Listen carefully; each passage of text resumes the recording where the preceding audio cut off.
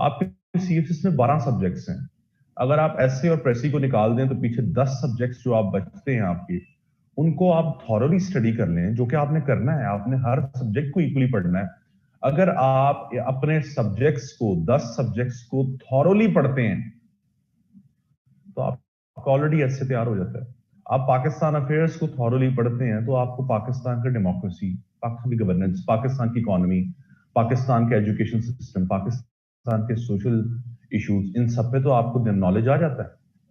क्या आप डेमोक्रेसी के बारे में पाकिस्तान की हिस्ट्री नहीं पढ़ते? जब आप हिस्ट्री 1947 से 2020 तक की पढ़ेंगे, पोस्ट पार्टीशन हिस्ट्री, उसमें आपको गवर्नेंस, इकोनॉमी, डेमोक्रेसी सारे एसेस तैयार हो जाएंगे। आपका एजुकेशन के इश्यूज पे, आपके इकोनॉमिक इश्यूज के बाकायदा टॉपिक्स हैं पाकिस्तान अफेयर्स में। जब आप वो तैयार करते हैं तो आपको उनसे रेलेवेंट जो है वो नॉलेज मिलता है। करंट अफेयर्स पढ़ते हैं तो जितने इंटरनेशनल करंट इश्यूज हैं, इंटरनेशनल है, डोमेस्टिक है, रीजनल है, उनके ऊपर ऐसे तैयार हो जाता है। जैसे हमने डिस्कस किया new war fronts lie in economic zones, ठीक है, पाकिस्तान फॉरेन पॉलिसी, डायनामिक्स, ये सारे आपके करंट अफेयर्स के टॉपिक्स हैं। इस्लामियत को तैयार करते हैं तो रिलीजन का टॉपिक तैयार हो जाता है, कोई रिलीजन के ऊपर टॉपिक आ जाए। इंटरनेशनल रिलेशंस तैयार करते हैं तो globalisation, international world order, liberal world order, ये सारे इंटरनेशनल इश्यूज के ऊपर ऐसे तैयार हो जाता है। पॉलिटिकल साइंस तैयार करें तो पोलराइज्ड पॉलिटिक्स के ऊपर ऐसे तैयार हो जाता है, ठीक है। जेंडर स्टडीज पढ़ लेंगे तो वुमेन के ऊपर, फेमिनिज्म के ऊपर ऐसे तैयार हो जाएंगे। एनवायरमेंट साइंसेस पढ़ लेंगे, ग्लोबल वार्मिंग तैयार हो जाएगा। तो पीछे रह कौन सा जाता है? यही तो सारे टॉपिक आते हैं हर दफा, टॉपिक तो हर दफा ये आते हैं, तो दूसरे को चेंज तो नहीं होते उससे टॉपिक। तो अपने सब्जेक्ट्स को थॉरली पढ़ लें, अच्छे तरीके से पढ़ लें, ठीक है। आपका ऐसे तैयार हो जाएगा, आपको नॉलेज की कहीं कहीं पे भी कमी नहीं आएगी, मैं आपको गारंटी करता हूं। दूसरी दो चीजें मैं आपको बताऊंगा। एक, रोज अखबार पढ़ा करें। मैं इसकी चीज पे एम्फेसिस करता हूं। मैं जब भी करंट अफेयर स्टूडेंट्स को पढ़ाता हूं या ऐसे पढ़ाता हूं तो मैं उनको एक चीज कहता हूं, अखबार जरूर पढ़ें। ऐसे is all about updated arguments.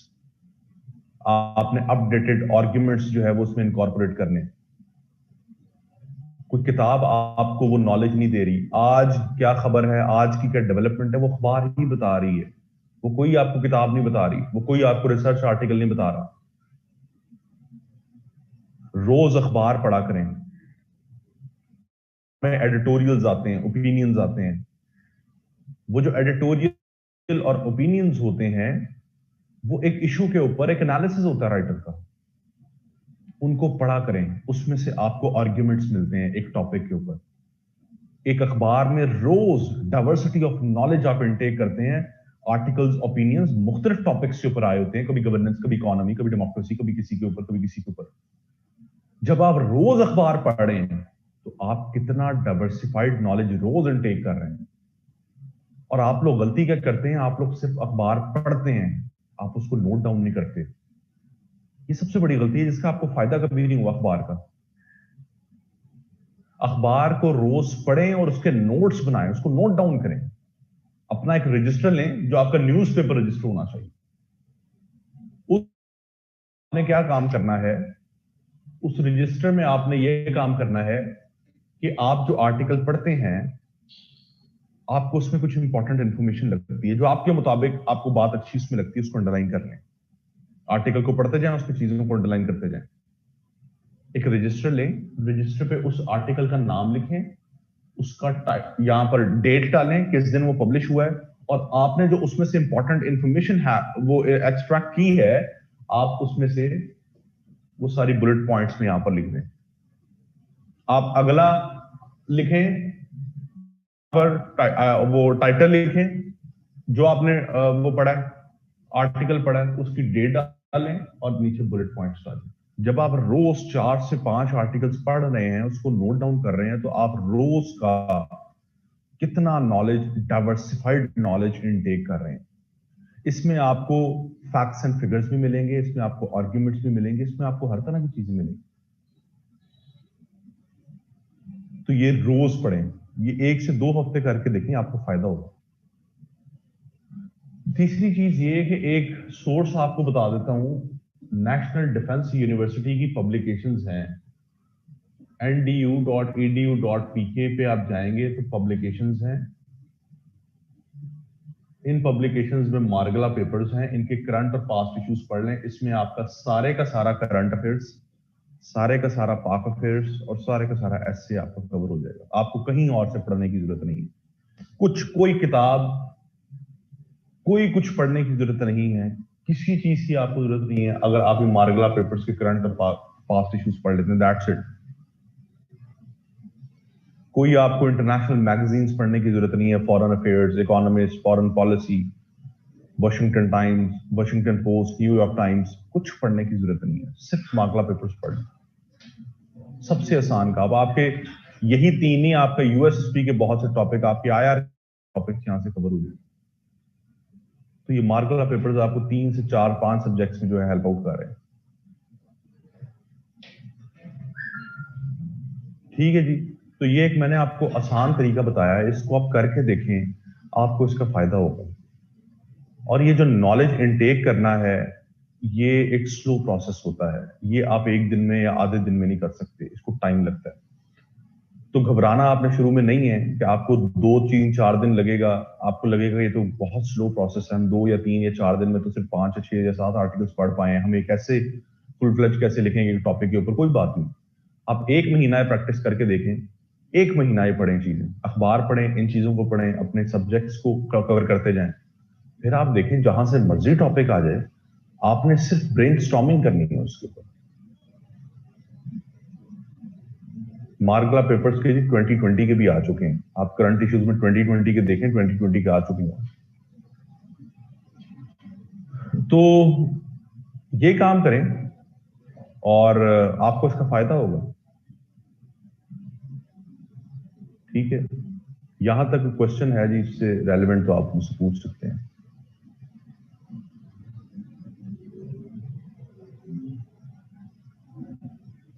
जी, किसी किस्म का कोई क्वेश्चन जी कंटेंट के हवाले से है तो पूछें।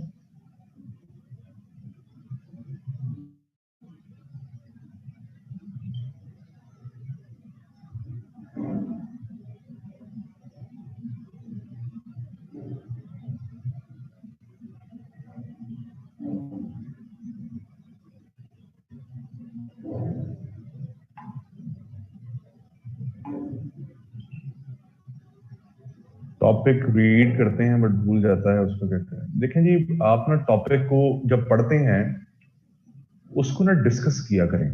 एक चीज कभी भी क्रैमिंग नहीं आप करते। CSS is not about cramming. आपको जो चीज मैं समझ सकता हूं, आप जो चीज पढ़ते हैं वो आपके ज़हन से निकल जाती है।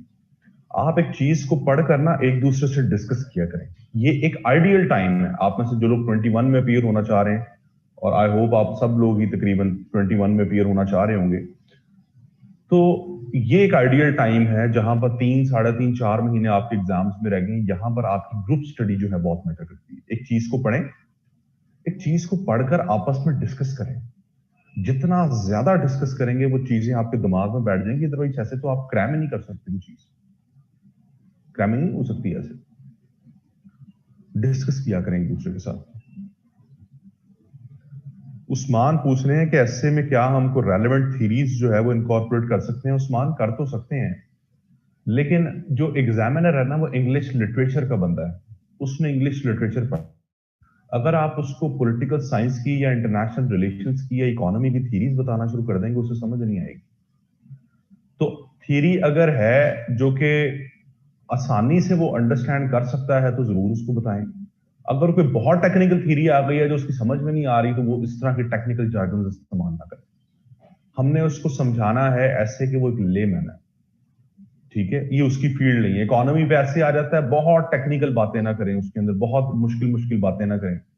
उसे ग्राउंड रियलिटीज बताएं, पाकिस्तान के मसले क्या है। कोई थ्योरेटिकल इंप्लीमेंटेशन बताने की जरूरत नहीं है। इसी तरह से इंटरनेशनल रिलेशंस की किसी टॉपिक पे आ जाता है, आईआर की थीरीज को इनकॉर्पोरेट ना करें।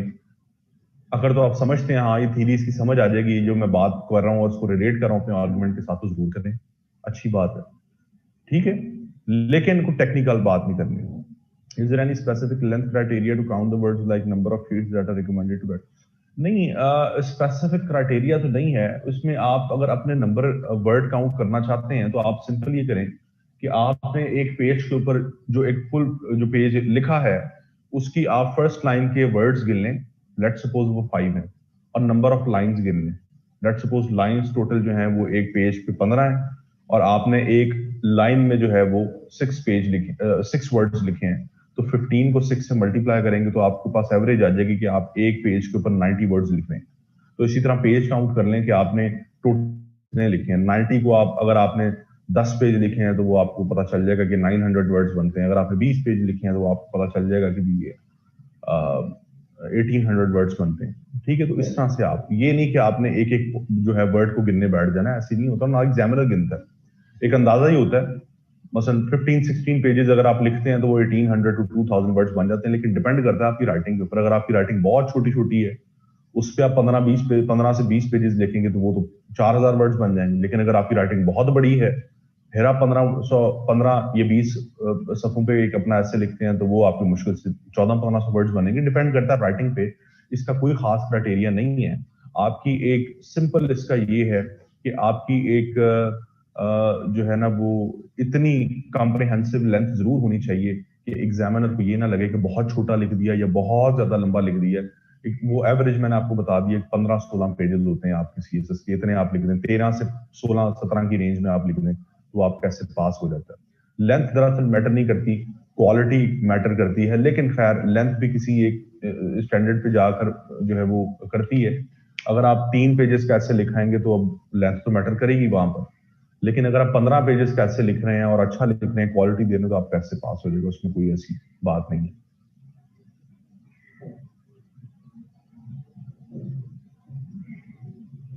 जी, और कोई क्वेश्चन जी किसी किसी?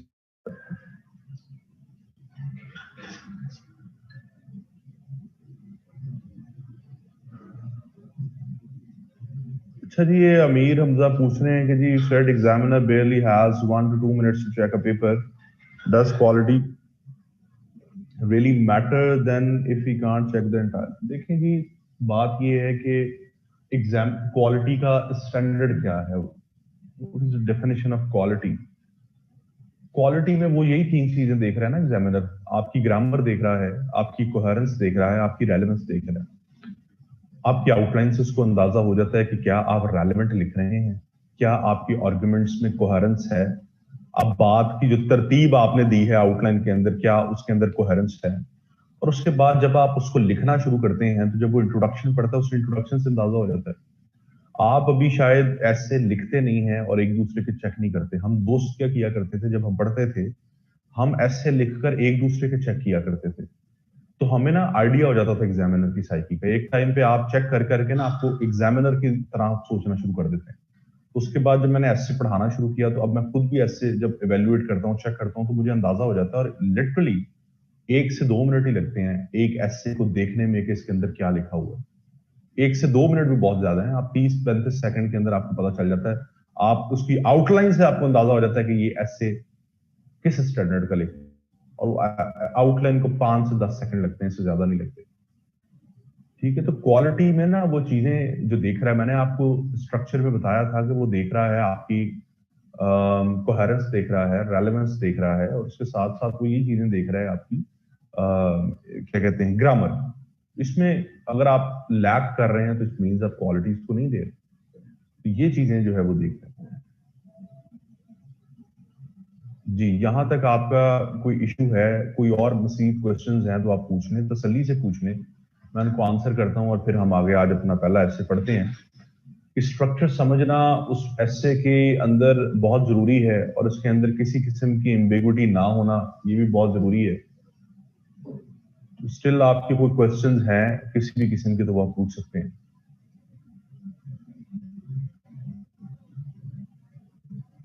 यार ये थोड़ा ठंडा ला दें पानी, पानी ठंडा नहीं है,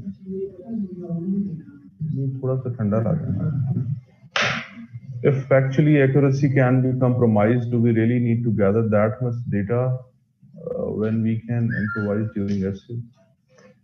देखें जी, फैक्चुअल एक्यूरेसी मैटर नहीं करती, इसमें मैनिपुलेशन चल जाती है। मैं कभी भी ये इसको सजेस्ट तो नहीं करता कि 2 नंबरी करनी चाहिए ऐसे में, लेकिन खैर चल भी जाती है। अब अगर आपको फैक्ट्स एंड फिगर्स नहीं आ रहे किसी चीज के ऊपर, इसका फॉर्मूला है कि आप खुद फैक्ट्स एंड फिगर्स बना लें। फिर वही लॉजिक है कि एग्जामिनर जो है वो लिटरेचर है उसकी फील्ड, उसको नहीं पता आज यूनाइटेड नेशंस डेवलपमेंट यूएनडीपी ने कौन सी रिपोर्ट पब्लिश कर दी है, आईएमएफ ने कोई रिपोर्ट पब्लिश की है, वर्ल्ड बैंक ने कोई रिपोर्ट पब्लिश की है, कोई इशरत हुसैन जो है वो गवर्निंग द अनगवर्नेबल में क्या कह रहा है, या कोई आप हेनरी किसिंजर अपनी वर्ल्ड ऑर्डर की किताब में क्या कह रहा है, उसने ये शायद किताबें नहीं पढ़ी हुई, और ऑब्वियसली नहीं पढ़ी होंगी, उसकी उसका वो लिटरेचर का आदमी, उसका पॉलिटिक्स के इकोनॉमिक्स से ऐसा लेना देना नहीं है। तो यहां पर आप कोई यूएनडीपी का, आईएमएफ का, वर्ल्ड बैंक का, वर्ल्ड इकोनॉमिक फोरम का, पाकिस्तान इकोनॉमिक सर्वे का, पाकिस्तान ब्यूरो ऑफ स्टैटिस्टिक्स का, उसके बाद ease of doing business index, human development index, इस तरह की जो आप चीजें डालते हैं इसमें आप मैनिपुलेट कर सकते हैं। आपको नहीं, आप भूल गए अगर कोई फैक्ट आपको नहीं आता, आप अपनी तरफ से बना के लिख लें, उसको नहीं पता, और वो इतनी गहराई पे जाके देखेगा भी नहीं कि जी इसने पॉइंट्स लिखे हैं तो चलो मैं गूगल करके देख लूं बाकी ये फैक्ट्स एंड फिगर्स ठीक है, नहीं, उसके पास टाइम नहीं है इतना। उसने सिर्फ ये देखना है कि हाँ इसने अपनी बात को आर्गुमेंट में जस्टिफाई किया विद एनी फैक्ट। तो ये यहाँ पर इतनी मैनिपुलेशन चल जाती है, तो इसकी खैर होती है, इसमें कोई ऐसा मसला नहीं है। ठीक है, आपको बकायदा क्रैमिंग नहीं करनी, आपको बकायदा रट्टे नहीं लगाने फैक्ट्स एंड फिगर्स को कि जी ये इसका फैक्ट ये है, इसका फैक्ट ये चीजें मैनिपुलेटेड होती हैं, कोई मसला नहीं है, इसमें गुंजाइश होती है। ठीक है, इंट्रो का general part share problem there kindly share. Intro का जनरल पार्ट आप महक को क्या कह रही हैं, जो जनरल पार्ट है इंट्रो का, जो फर्स्ट आप कह रही हैं अनफोल्डिंग द टॉपिक, देखें जी आपका जो एस्से का इंट्रोडक्शन है उसको आप शुरू करते हैं एक बहुत जनरलाइज स्टेटमेंट के साथ, जिसे कहते हैं अनफोल्डिंग द टॉपिक। अपने टॉपिक को अनफोल्ड करना, अपने टॉपिक को खोलना, ओपन करना विद एनी जनरल स्टेटमेंट। किसी जनरल बात से आप अपने टॉपिक को खोल दें, चाहे वो कोटेशन है, चाहे वो कोई डेफिनेशन है, चाहे वो कोई हिस्टोरिकल चीज है, चाहे वो कोई कहानी है, चाहे वो कोई एनेक्डोट है, तो किसी भी जनरल बात से आप अपना एस्से जो है वो एस्से का इंट्रोडक्शन जो है वो स्टार्ट कर सकते हैं। ठीक है, is it true incorrect grammar leads to fail in English essay? इसमें कौन सी शक की बात हो सकती है मुस्तफा कि आप इंग्लिश एस्से का पेपर लिख रहे हैं और उसके अंदर अंग्रेजी ही ठीक नहीं लिख रहे? तो अब आप मुझे खुद बताएं कि एक कॉमन सेंस क्या कहती है कि आप पास हो सकते हैं? अंग्रेजी जबान का पेपर है और अंग्रेजी ही ठीक नहीं लिख रहे उसमें, तो फेल तो होना चाहिए आपको। ठीक है, इनकरेक्ट ग्रामर जो है वो आपको फेलियर की तरफ लेके जाती है। ग्रामर में कोई गुंजाइश नहीं है, किसी किस्म की गुंजाइश नहीं है।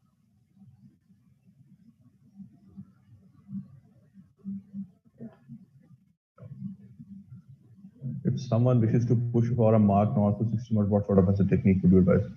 देखिए 60 या 70 नंबर लेना चाहते हैं तो फिर आप आर्गुमेंटेटिव एसेस को अटेम्प्ट करें।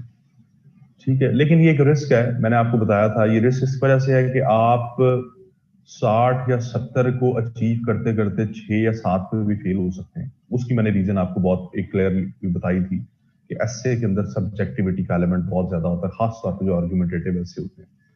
ठीक है जी, आपने सीएसएस क्लियर किया था इसलिए पूछा, थोड़ा सा इररिलेवेंट आ रहा है यहाँ से रेफरेंस देते हैं आयात की, क्या जरूरी है कि अच्छा जी, ये थोड़ा सा इन्होंने सवाल पूछ लिया, चले मैं इसको एड्रेस कर देता हूँ। ये पूछ रहे हैं जी इस्लामियत में जो रेफरेंस देते हैं आयत का, जरूरी है कि एग्जैक्ट आयत नंबर ऐड किया जाए? देखें, अगर आपको आयत नंबर नहीं आता तो ना ऐड करें, अगर आप गलत ऐड कर देते हैं तो उसका एक बहुत नेगेटिव इंप्रेशन पड़ेगा। इसी तरह से आपको अगर आयत की अरबी नहीं आती तो ना लिखें अरबी, अगर अरबी गलत लिखेंगे तो वो ज्यादा एक बुरा इंपैक्ट पड़ेगा। तर्जुमा लिख दें और आप कुरान की जो सूरत है उसका नाम नीचे लिख दें। आयत नंबर लिखना लाजमी नहीं है, अगर आपको नहीं याद, लाजमी नहीं है। ठीक है, by the way this is called lack of coherence. आप ऐसे की बात करते करते अचानक डेविएट हो गए इस्लामियत पे, ले मैं आपको कुछ कह नहीं रहा, मैं सिर्फ ये बता रहा हूं कि this is called lack of coherence. इसे कहते हैं कोहेरेंस का कम होना अपने ऐसे में। चलें जी, अच्छा जी आगे बात करते हैं अपने ऐसे की तरफ चलते हैं। हमारा जो पहला ऐसे है,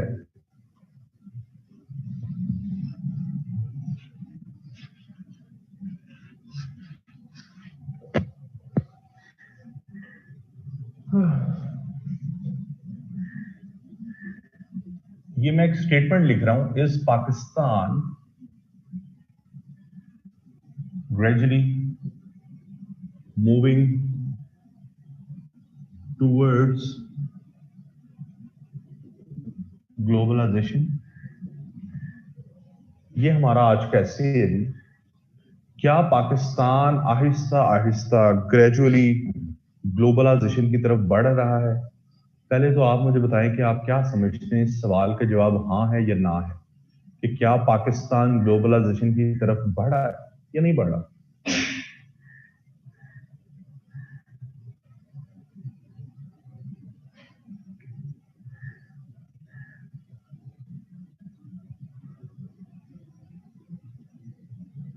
बढ़ रहा है, ठीक है। जैसे आप सब लोग कह रहे हैं कि बढ़ रहा है, जी बिल्कुल बढ़ रहा है। मैंने आपको बताया था कि जब आप एक टॉपिक चूज कर लेते हैं, उसके बाद जो आपका स्टेप वन होता है वो होता है decoding of the topic. Decoding of the topic. जब कोडिंग करते हैं, इसमें दो तरह के आइडियाज आते हैं, मेन आइडियाज एंड अलाइड और लिंकिंग आइडियाज। अब आप मुझे बताएं कि इसमें मेन आइडिया आपको कौन सा नजर आ रहा है? मैंने आपको बताया था मेन आइडिया हमेशा वो होता है जो हमें नजर आ रहा होता है, स्टेटमेंट में सामने नजर आ रहा होता है। तो मेन आइडिया इसमें क्या है?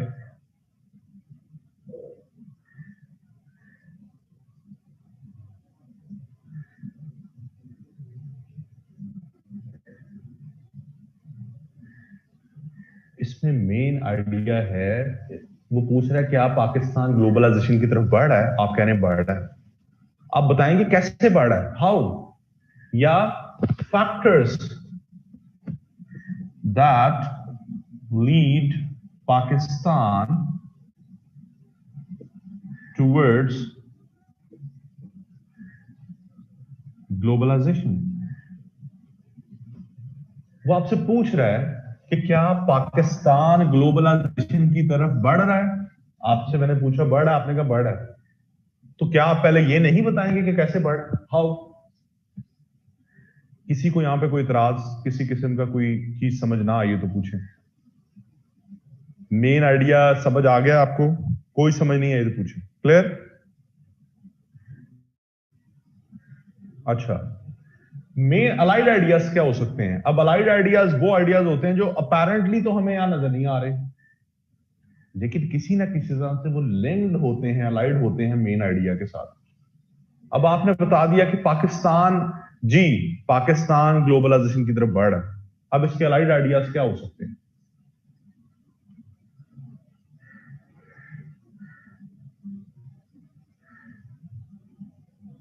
जाहिदा वो तो हमने बोल दिया ना मेन आइडिया में कि कैसे पाकिस्तान बढ़ा है ग्लोबलाइजेशन की तरफ, हाउ। तो मेन आइडिया हो गया कि पाकिस्तान कैसे बढ़ा है ग्लोबलाइजेशन की तरफ, उसको तो एक्सप्लेन करना है मेन आइडिया। क्या हम ये कह सकते हैं कि जी बिल्कुल पाकिस्तान ग्लोबलाइजेशन की तरफ बढ़ रहा है, लेकिन इसके रास्ते में कुछ हर्डल्स हैं, रुकावटें हैं, चैलेंजेस हैं, और हमें उन चैलेंजेस को कोप अप करने की जरूरत है with pertinent measures. challenges and solutions. Challenges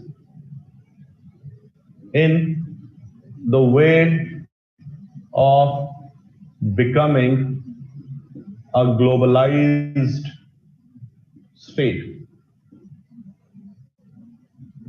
और फिर way forward to counter this.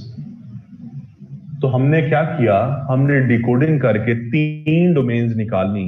हमारा अब हम इन 3 डोमेन्स की बेस पे अपना एक स्टांस डेवलप करेंगे, थीसिस स्टेटमेंट। हमने ये स्टांस लिया कि जी इसमें कोई शक नहीं कि पाकिस्तान जो है वो ग्लोबलाइजेशन की तरफ ग्रेजुअली बढ़ रहा है, लेकिन इसके बढ़ने में कुछ रुकावटें हैं, इसके रास्ते में कुछ रुकावटें हैं, चैलेंजेस हैं। अगर हम उन चैलेंजेस को कोप अप कर लें तो पाकिस्तान एक इन ट्रू एसेंस एक ग्लोबलाइज्ड स्टेट बन सकता है। मेरी बात से किसी को इतराज हो, किसी किसी को कोई चीज समझ ना आई हो तो आप पूछ सकते हैं मुझसे। ये बात समझ आ गई जो मैंने आपको बताई?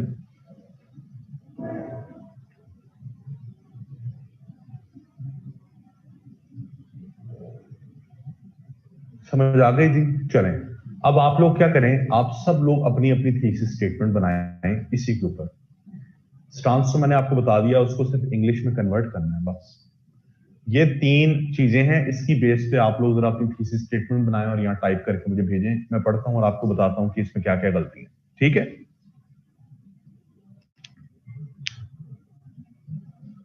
इम्प्लीकेशंस महज जरूरी नहीं है। आपने बता दिया, आपने स्टांस ये लिया कि इसके रास्ते में कुछ चैलेंजेस हैं, वो इम्प्लीकेशंस ही होगी ना एक तरह से, जो चैलेंजेस हैं।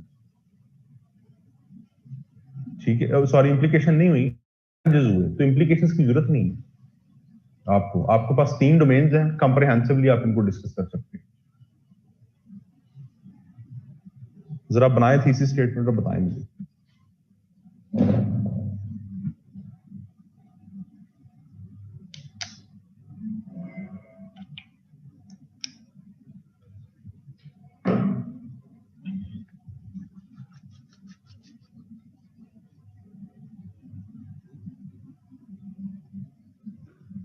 मरियम, यहां पर आप ग्लोबलाइजेशन को आउटलाइन में डिफाइन कर सकते हैं, कोई बात नहीं है, लेकिन थीसिस स्टेटमेंट में डिफाइन करना। आप फिलहाल थीसिस स्टेटमेंट अभी इसके ऊपर बनाए, मैं फिर आपको बताता हूं उसका।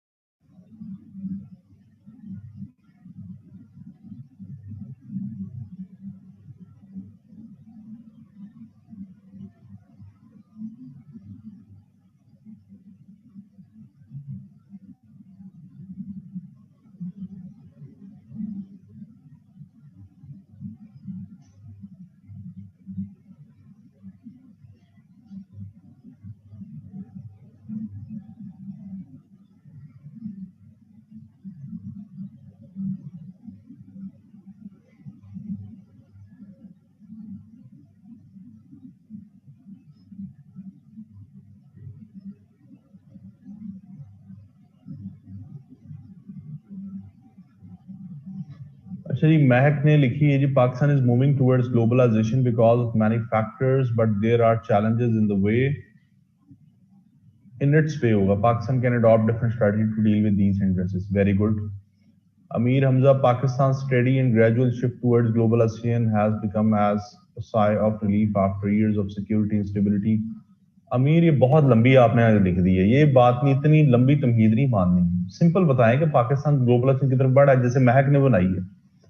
However, the process of globalization is not without its challenges and hindrances. In order to achieve the maximum benefits of globalization, Pakistan will need to keep on track of favorable policies which make Pakistan globalized hub। हाँ ये ठीक है, लेकिन इसको थोड़ा सा आप compress करें, बहुत लंबी बना दी आप। Pakistan lies in the list of lies, कहाँ पे है? Pakistan lies in the list of developing nations which is moving towards globalization slowly and steadily। Pakistan is having some hurdles in his way towards globalization। इसमें आपने solutions का जिक्र नहीं किया उस्मान, ये simple,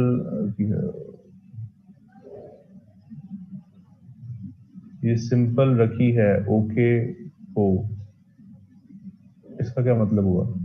Pakistan is gradually becoming a globalized state. There are numerous factors that are contributing in favor of globalization, but there are a few hurdles that need to be addressed। Very good।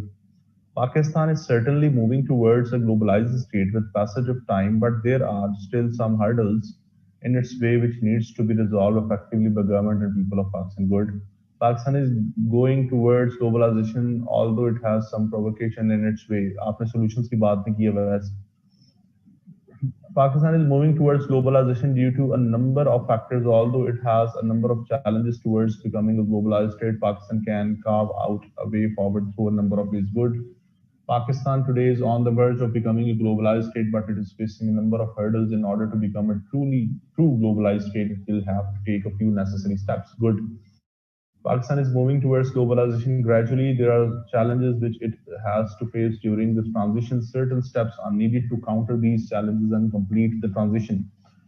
Globalization is the regular interaction between similar and diverse entities in the world, but some challenges making hurdles. ये गलत है हमजा आपकी. पाकिस्तान का तो जिक्र ही नहीं है इसमें. Globalization is the regular interaction between. ये गलत है हमजा, नीचे आ जाए.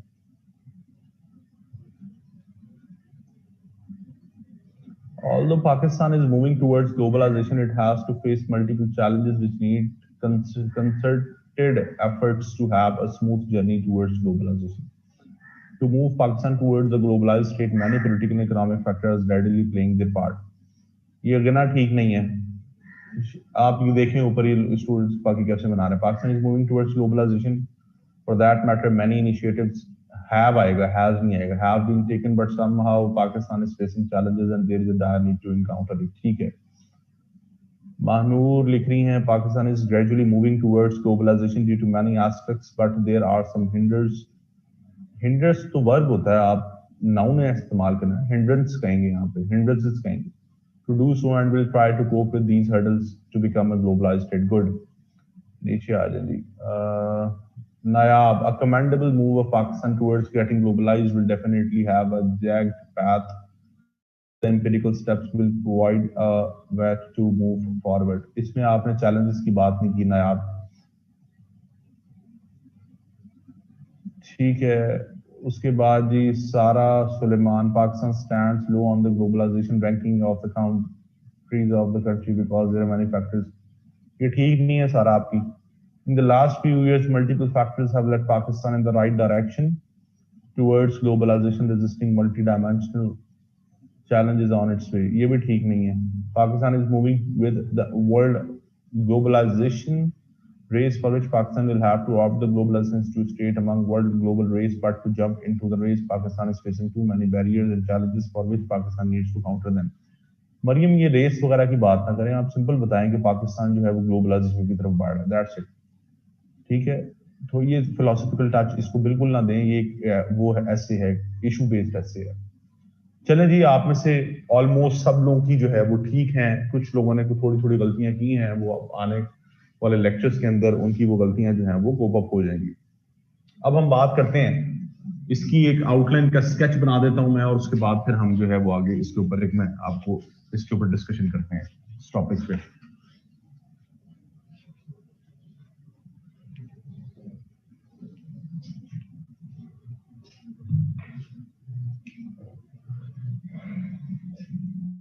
आउटलाइन का स्ट्रक्चर ये होता है जी, सबसे पहले तो इंट्रोडक्शन आएगा. इंट्रोडक्शन के बाद मेन हेडिंग आएगी, factors leading Pakistan towards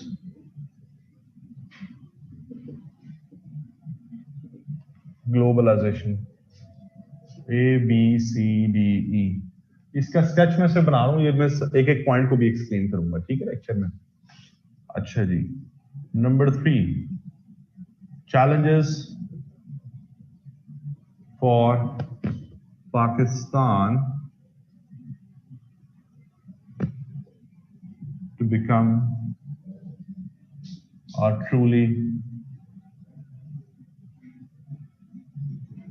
globalized state.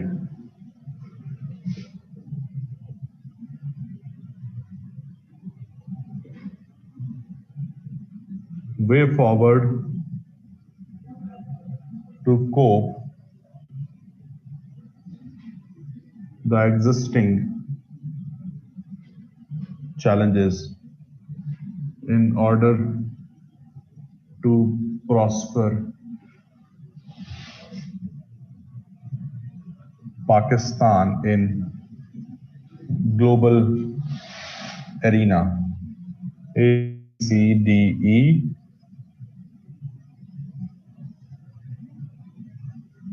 Conclusion.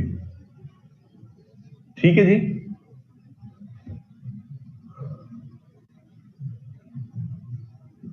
ये एक स्ट्रक्चर होता है आपके आउटलाइन का। अब ये जिन लोगों की बाद में आई है जी, अब ये मैं फिर नेक्स्ट क्लास में आप बाकी कीजिएगा। मेरे लिए पॉसिबल नहीं है सब लोगों की थीसिस स्टेटमेंट्स पढ़ना एक क्लास में, हम भी बाकी चीजें नहीं पढ़ सकेंगे अपनी। अच्छा जी, ये एक स्ट्रक्चर है, स्टैंडर्ड स्ट्रक्चर है आउटलाइन का। तो इस तरह से आपकी आउटलाइन बनेगी। इसके ऊपर कोई किसी किस्म का इशू है तो पूछें, अदरवाइज फिर मैं आगे स्टार्ट करता हूँ अपनी बात इसके ऊपर।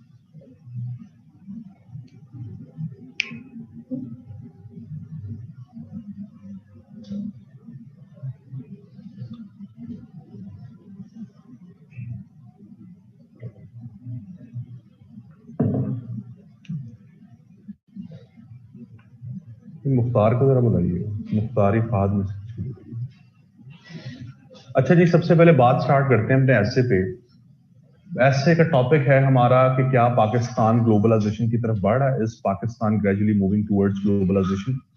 हमें इस टॉपिक से पहले ये समझना है कि what is the concept of globalisation. हमें पहले ये समझने की जरूरत है कि ग्लोबलाइजेशन इटसेल्फ क्या है।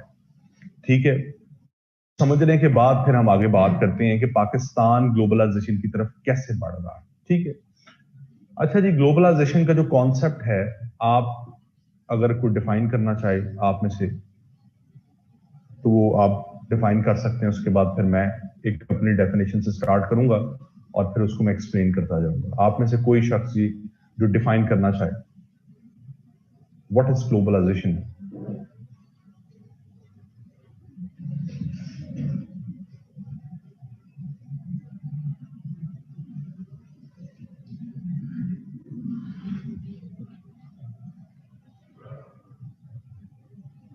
विदाउट बैरियर्स एंड बाउंड्रीज, ठीक है। It refers to connectivity of the world in all aspects, बिल्कुल ठीक। A well connected world with open borders, बिल्कुल सही है। इंटरनेशनल एक्सेस भी ठीक है। Integration of economy of a country with the economies of other countries under conditions of free flow of trade, ठीक है। कॉफी का कहा था मैंने उसको, बगैर उसके कर दें। Global village, connectivity of world, international organizations operating on an international scale, the world coming together due to increasing connectivity and cooperation, regular interaction, process of interaction among people, companies and government worldwide, free trade। अच्छा जी, आप लोग बिल्कुल सही बताइए, आप सब लोगों ने। आप में से किसी इंडिपेंडेंस, किसी ने कहा इंटरकनेक्टिविटी, किसी ने कहा जी कॉपरेशन कोऑर्डिनेशन, किसी ने कहा जी free flow of trade without any borders, without any barriers. फिर किसी ने कहा कि जी interaction of people, companies and international governmental organisations. ये सारी डेफिनेशंस ग्लोबलाइजेशन की अम्ब्रेला के अंडर आती हैं। मैं एक सिंपल सी डेफिनेशन लिखता हूं कि ग्लोबलाइजेशन, यहां से हम अपनी बात स्टार्ट करते हैं। Globalisation is regular interaction between globalization is a regular interaction between similar and diverse entities in the world। ये डेफिनेशन है ग्लोबलाइजेशन की। ग्लोबलाइजेशन की जो डेफिनेशन है, ये अपेरेंटली तो हमें कुछ वेग लगती है, बड़ी सुपरफिशियल सी लगती है कि ग्लोबलाइजेशन एक रेगुलर इंटरेक्शन है सिमिलर और डाइवर्स एंटिटीज का दुनिया में। इसका क्या मतलब हुआ?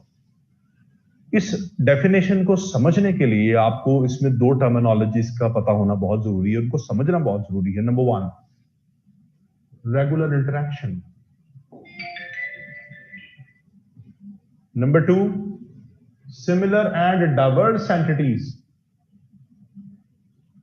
ये दो टर्मिनोलॉजीज को समझ जरूरी है अगर आप ग्लोबलाइजेशन के कॉन्सेप्ट को समझना चाहते हैं कि सिमिलर और डाइवर्स एंटिटीज के दरमियान रेगुलर इंटरेक्शन। ये सिमिलर और डाइवर्स एंटिटीज क्या होती हैं, पहले इनको देखते हैं। दुनिया में दो तरह की एंटिटीज एग्जिस्ट करती हैं, state entities, non state entities. Entity हम किसी भी चीज को कह सकते हैं, कोई भी ऐसी चीज। हम किसी भी चीज को स्टेट एंटिटी तब कहते हैं जब वो चार क्राइटेरिया पे पूरा उतरती है। चार क्राइटेरिया पे। Number one, it must have defined territory. It must have defined territory. उस टेरिटरी के अंदर पॉपुलेशन हो, उस पॉपुलेशन को सॉवरन गवर्नमेंट गवर्न कर रही हो, और उस गवर्नमेंट में कैपेसिटी हो इंटरनेशनल रिलेशंस डेवलप करने की। जिस भी चीज में, जिस एंटिटी में ये चार एलिमेंट्स होंगे, उसे हम कहेंगे कि ये एक स्टेट एंटिटी है। डिफाइंड टेरिटरी, पॉपुलेशन, तीसरा सॉवरन गवर्नमेंट, और उस गवर्नमेंट में कैपेसिटी होना इंटरनेशनल रिलेशंस डेवलप करने की, तो उसको हम कहेंगे कि ये एक स्टेट एंटिटी है। इसको ऐड की, इनको आगा फरहान अली, इनको ऐड कर दीजिएगा। और जिस भी एंटिटी के अंदर ये चार एलिमेंट्स ना हो या चार में से एक भी ना हो, उसको हम कहेंगे non state entities. State entities में पाकिस्तान आ जाता है, इंडिया, चाइना, यूएस, ये सारे स्टेट एंटिटीज हैं।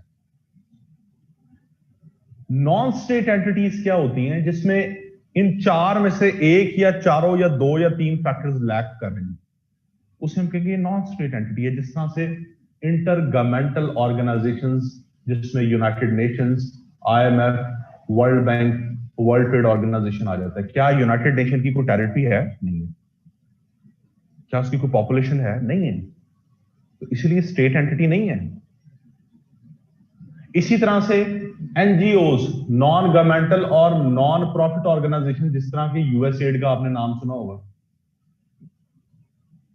नॉन गवर्नमेंटल ऑर्गेनाइजेशंस, इनकी अपनी एक डाइवर्स नेचर है, जो कि IGO से बिल्कुल डिफरेंट है।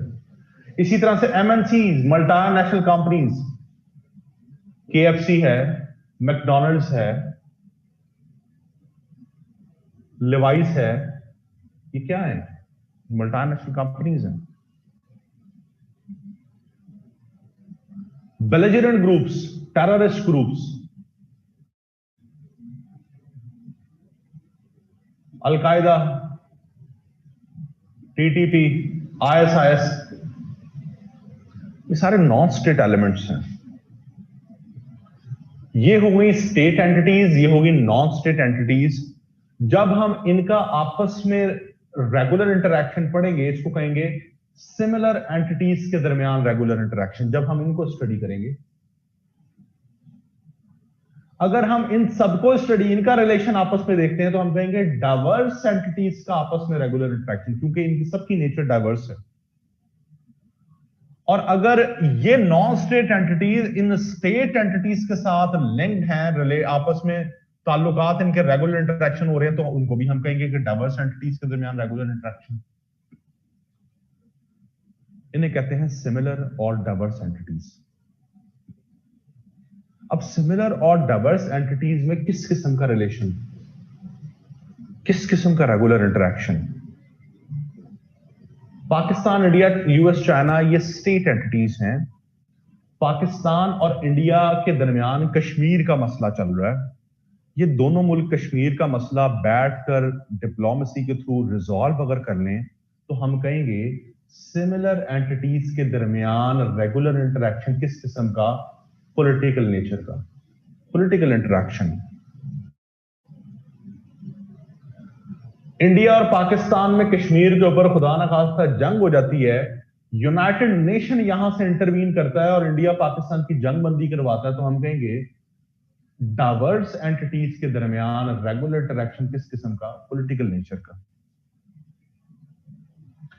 पाकिस्तान इस टाइम IMF से लोन ले रहा है। IMF पाकिस्तान को लोन दे रहा है क्योंकि पाकिस्तान की इकोनॉमी ठीक नहीं चल रही। डाइवर्स एंटिटीज के दरमियान रेगुलर इंटरैक्शन किस किस्म का? Economic interaction.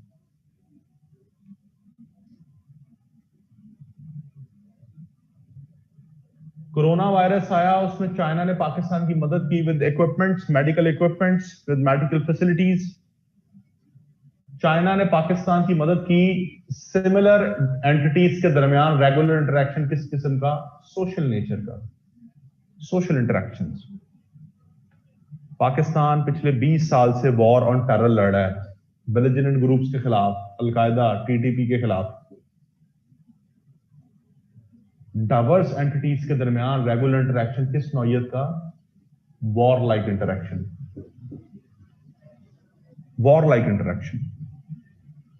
एक टाइम पर जब ये सिमिलर एंटिटीज और ये सारी डाइवर्स एंटिटीज और ये सब डाइवर्स एंटिटीज एक दूसरे के साथ रेगुलरली इंटरेक्ट कर रही हैं, सोशली, कल्चरली, वॉर लाइक, एक टाइम पे जब इन सब के दरमियान इस तरह के इंटरेक्शंस हो रहे हैं, that will be called globalisation.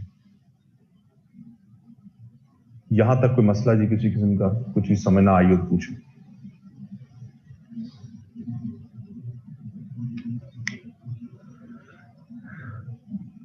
Ji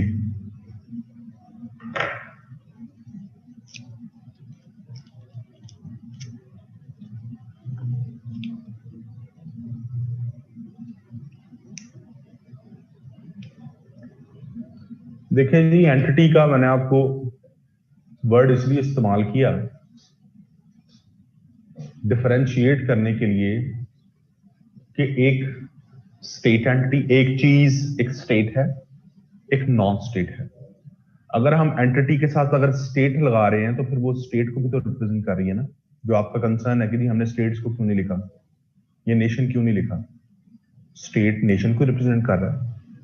entities का मतलब स्टेट एंटिटीज और नॉन स्टेट एंटिटीज, इनको डिफरेंशिएट करने के लिए इनके साथ ये एक नाउन लगाया जाता है।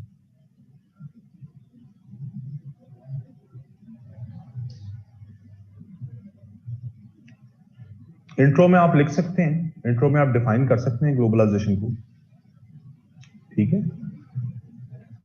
आप एंटिटीज की जगह एक्टर्स कर लें, कोई ऐसी बात नहीं, आप एक्टर्स भी लिख सकते हैं। ये तो मैं आपको समझाने के लिए कहा है, इतनी गहराई में तो जाने की वैसे जरूरत नहीं है जितनी आप गहराई में चले गए। आप एक्टर्स कर लें, एंटिटीज कर लें, कुछ भी कर लें आप।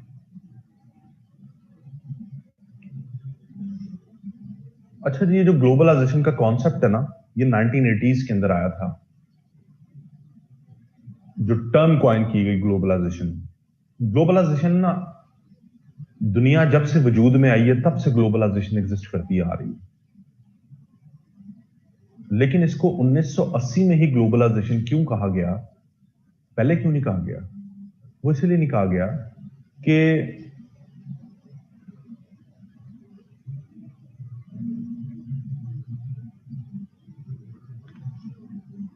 ये जी इंट्रोडक्शन में थीसिस स्टेटमेंट आती है। मैंने आपको पहले भी बताया था कि थीसिस स्टेटमेंट इंट्रोडक्शन के अंदर आती है, ठीक है। अब मैं बात क्या कर रहा था, मैं इसलिए आपसे रिक्वेस्ट करता हूं कि जी मुझे पहले बात कंप्लीट करने दिया करें, मैं खुद आप लोगों से पूछता हूं अगर आपका कोई क्वेश्चन है। अब दरमियान में वो फिर ये इस तरह आया था। हाँ, मैं हम ये बात कर रहे थे कि ग्लोबलाइजेशन का जो कॉन्सेप्ट है वो 1980s के अंदर आया, और जिसे कहा गया ग्लोबलाइजेशन, हालांकि ग्लोबलाइजेशन एग्जिस्ट कर रही है जब से दुनिया वजूद में आई। इसको ग्लोबलाइजेशन इस वजह से कहा जाने लगा 1980s में, क्योंकि 1980s से पहले ये जो डाइवर्स एंटिटीज थी इनका वजूद नहीं था 1945 ऑनवर्ड्स बढ़ना शुरू हुआ ना, उस टाइम मैच्योर वजूद नहीं था, इनका वजूद मैच्योर हुआ 1980s में। और आज से 100-150 साल पहले देखें तो इनका तो वजूद ही नहीं था, एग्जिस्ट ही नहीं करता था। क्या UN, IMF, world bank, USAID, MNCs, belligerent groups exist करते थे आज से 100-150 साल पहले? नहीं। दुनिया में डाइवर्स एंटिटीज नहीं थी, दुनिया में सिर्फ एक तरह की एंटिटीज थी, and that were similar entities, states, nation states. उनके दरमियान रेगुलर इंटरेक्शंस थे, socio political, cultural, economic nature के थी। वो भी ग्लोबलाइजेशन, लेकिन उसका स्कोप नैरो था। उस ग्लोबलाइजेशन को कहा जाने लगा इंटरनेशनलिज्म। इंटरनेशनलिज्म का वर्ड निकला है इंटरनेशंस से, नेशंस के दरमियान, कौमों के दरमियान। तो ग्लोबलाइजेशन पहले दिन से एग्जिस्ट करती है, लेकिन उस टाइम पे जो ग्लोबलाइजेशन एग्जिस्ट करती थी उसका स्कोप नैरो था। आज जो ग्लोबलाइजेशन एग्जिस्ट करती है इसका स्कोप बहुत जो है वो वाइड है। ये फर्क है।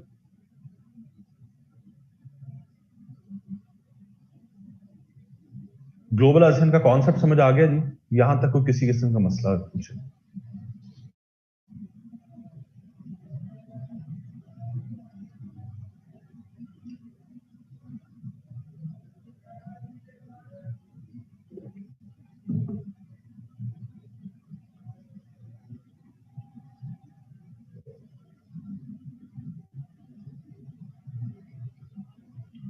क्लियर है जी यहां पर सबको?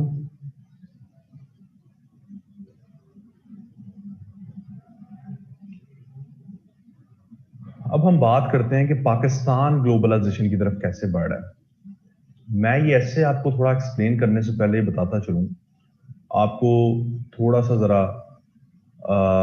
इस चीज पे लाने के लिए कि आप लोग को, जो स्टूडेंट्स को डर होता है ना ऐसे का, कि ऐसे पता नहीं कितनी कोई मुश्किल चीज है। ये जो मैं अभी चीजें एक्सप्लेन पूरी आउटलाइन को करने जा रहा हूं, मुझे नहीं पता कि आप लोगों की कितनी तैयारी है कितनी नहीं तैयारी, लेकिन मैं आपको गारंटी से कहता हूं कि ये सारे का सारा ऐसे आप सबको आता है, आप सबको आता है। ये जो मैं पॉइंट्स अभी सारे एक्सप्लेन करूंगा, ये सारे के सारे आपको आते हैं। तो ऐसे में असल चीज होती है कि अगर आप टॉपिक को इंटरप्रेट कर लें, उसका स्टांस सही बना लें, तो ऐसे लिखना बहुत आसान है। अभी जो हमने आउटलाइन बनाई है ना, हम सबसे पहले इन फैक्टर्स को डिस्कस करेंगे कि पाकिस्तान कैसे ग्लोबलाइज्ड हो रहा है, पाकिस्तान को क्या चैलेंजेस हैं, पाकिस्तान के वे फॉरवर्ड क्या हैं। एक एक पॉइंट आपको आता है। अगर मैं आपको भी कहूं कि ये आउटलाइन है, इसके ऊपर ऐसे लिख दें, आप लिख देंगे। तो ऐसे एक बहुत आसान चीज है, इसको सर पे बिल्कुल सवार ना करें, सिर्फ प्रैक्टिस करें, टॉपिक्स को ज्यादा ज्यादा इंटरप्रेट करें, उनकी डिकोडिंग करें, उनके थीसिस स्टेटमेंट बनाएं, आउटलाइंस बनाएं, आपको डायरेक्शन मिल जाएगी। एक सही डायरेक्शन मिल जाए तो ऐसे लिखना तो बहुत आसान है। तो सबसे पहले बात करते हैं कि जी पाकिस्तान कैसे ग्लोबलाइजेशन की तरफ बढ़ रहा है। सबसे पहले तो आप देखें, इसमें हम पॉइंट्स, वो फैक्टर्स बताएंगे, हमने वो फैक्टर्स पे बात करनी है जिससे हमें लगता है देखते हुए कि पाकिस्तान जो है वो ग्लोबलाइजेशन की तरफ बढ़ रहा है। तो पहला फैक्टर क्या है? पहला फैक्टर ये है कि पाकिस्तान इस टाइम पे जितने भी इंटरनेशनल और रीजनल इश्यूज दुनिया में चल रहे हैं, उनको रिजॉल्व करने के लिए एक बहुत अहम किरदार अदा कर रहा है। पाकिस्तान इंटरनेशनल फोर्सेस के साथ, मुल्कों के साथ कोऑर्डिनेशन कर रहा है, कॉपरेशन कर रहा है इंटरनेशनल इश्यूज को रिजॉल्व करने के लिए, रीजनल इश्यूज को रिजॉल्व करने के लिए। इसमें आप सबसे पहले अफगानिस्तान का मसले का बताएंगे। पीस डील में पाकिस्तान एक अहम किरदार कैसे अदा कर रहा है? क्या ये ग्लोबलाइजेशन नहीं है? क्या ये कॉपरेशन नहीं है? Cooperation of political nature. आप बताएंगे पाकिस्तान ईरान और सऊदी अरेबिया की राइवलरी को कम करने के लिए, उसको मिटिगेट करने के लिए क्या क्या इकदाम कर रहा है। इमरान खान ने भी पिछले साल दौरा किया, इससे पहले नवाज शरीफ ने दौरा किया। दो बड़ी ताकतों के दरमियान, मुसलमान ताकतों के दरमियान पाकिस्तान रिलेशंस को जो है वो मॉडरेट करने की कोशिश कर रहा है। आप यहां बताएंगे कि पाकिस्तान और ईरान टेंशंस को कैसे मिटिगेट करने के लिए क्या क्या डिप्लोमेटिक जो है वो इनिशिएटिव्स दे रहे हैं। आप बताएंगे कि अभी रिसेंटली जो टर्की और सऊदी अरेबिया की गिरफ्त स्टार्ट होगी, उसमें पाकिस्तान एक मीडिएशन का रोल प्ले कर रहा है, उनकी आपस में सुलह करवाने के लिए, उनकी आपस में रिकंसिलिएशन करवाने के लिए। अगर अब एक पॉइंट के ऊपर आपको ये 3-4 बातें करनी पड़े, एक पैराग्राफ में ये एग्जांपल्स देनी पड़े और बताना पड़े कि पाकिस्तान कैसे एक मीडिएशन का कोऑपरेशन कर रहा है, पाकिस्तान कैसे कोऑर्डिनेशन कर रहा है वर्ल्ड पावर्स के साथ इंटरनेशनल इश्यूज को रिजॉल्व करने में, इसमें कौन सी मुश्किल बात है? पहला पॉइंट समझ आ गया। दूसरा point, Pakistan regional, Pakistan infrastructure corridors और एनर्जी कॉरिडोर्स के थ्रू रीजनल और ग्लोबल इंटीग्रेशन के अंदर एक बहुत अहम किरदार अदा कर रहा है। इसमें आप सीपैक की बात करें, वन बेल्ट वन रोड की बात करें, इसमें आप रशिया पाकिस्तान इकोनॉमिक कॉरिडोर आरपैक उसकी बात करें, इसमें आप एनर्जी पाइपलाइंस की बात करें, ईरान पाकिस्तान गैस पाइपलाइंस की बात करें, इसमें आप टापी की बात करें, तुर्कमानिस्तान अफगानिस्तान पाकिस्तान इंडिया जो गैस पाइपलाइन उसकी बात करें, कासा जो हाइड्रो इलेक्ट्रिक प्रोजेक्ट लग रहा है, central Asia south Asia project उसकी बात करें, north south gas pipeline Russia Pakistan बना रहे हैं उसकी बात करें, international north south transportation corridor उसकी बात करें। वो तमाम एनर्जी और इंफ्रास्ट्रक्चर कॉरिडोर जिनके थ्रू पाकिस्तान रीजनल और ग्लोबल कनेक्टिविटी को प्रमोट कर रहा है। ये वो फैक्टर्स हैं जो बता रहे हैं पाकिस्तान ग्लोबलाइजेशन की तरफ बढ़ रहा है। तीसरा पॉइंट, पाकिस्तान रीजनल ऑर्गेनाइजेशंस में एक बहुत अहम किरदार अदा कर रहा है, रीजनल लेवल पर मसाइल को रिजॉल्व करने और इंटीग्रेशन को प्रमोट करने के लिए। इसमें आप बात करें, पाकिस्तान अभी एससीओ का हिस्सा बना है, शंघाई कोऑपरेशन ऑर्गेनाइजेशन। इसमें आप बात करें, Pakistan economic cooperation organisation ECO में क्या रोल प्ले कर रहा है। इसमें आप बात करें कि पाकिस्तान सार्क को एफिशिएंट बनाने के लिए इनिशिएटिव्स ले रहे हैं। एक एक पैराग्राफ लिखना इन चीजों में, एक पैराग्राफ में एग्जांपल्स देते जाना, सारे बात को जस्टिफाई करते जाना। कोई मुश्किल बात लग रही है इसमें? कोई ऐसी बात है इसमें जो ना आती हो आपको? इसके बाद पाकिस्तान इंटरनेशनल ऑर्गेनाइजेशंस के साथ कोऑपरेशन कर रहा है इंटरनेशनल इश्यूज को रिजॉल्व करने में, इंटरनेशनल प्रॉब्लम्स को रिजॉल्व करने में। पाकिस्तान हर साल यूएन पीस कीपिंग मिशन में अपनी फोर्सेस भेजता है ना, UN peace keeping mission. Pakistan FATF के साथ मनी लॉन्ड्रिंग और टेररिज्म फाइनेंसिंग को खत्म करने के लिए कोऑपरेशन कर रहा है।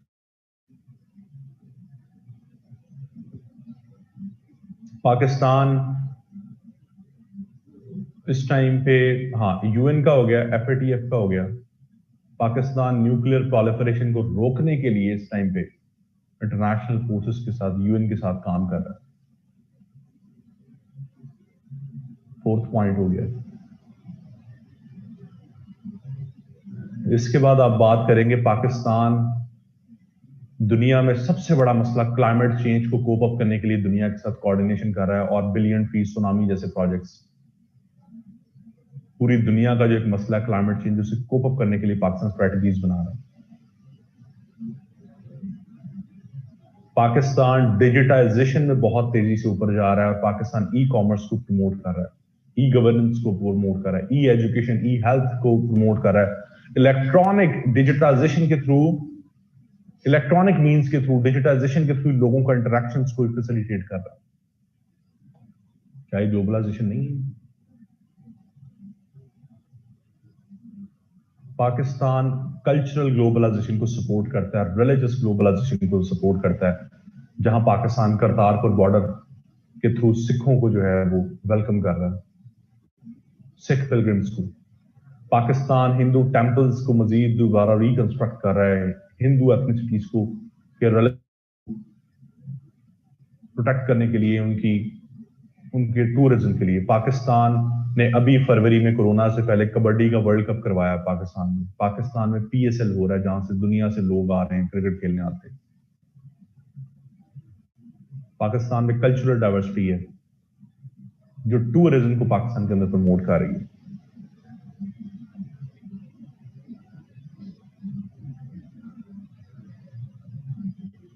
तो ये सारे पॉइंट्स, इसमें कोई ऐसी रॉकेट साइंस नहीं है, ये सारे के सारे पॉइंट्स आते हैं। मुझे कोई आप में से बता दे कि ये नहीं आते। अगर किसी को नहीं आते तो फिर इसका मतलब है कि आप बहुत बेसिक लेवल पे हैं सीएसएस के, आपको सीएसएस में बिल्कुल अपीयर नहीं होना चाहिए अगर आपको ये नहीं आते। करतारपुर का आपको नहीं पता शहरियत क्या है? ये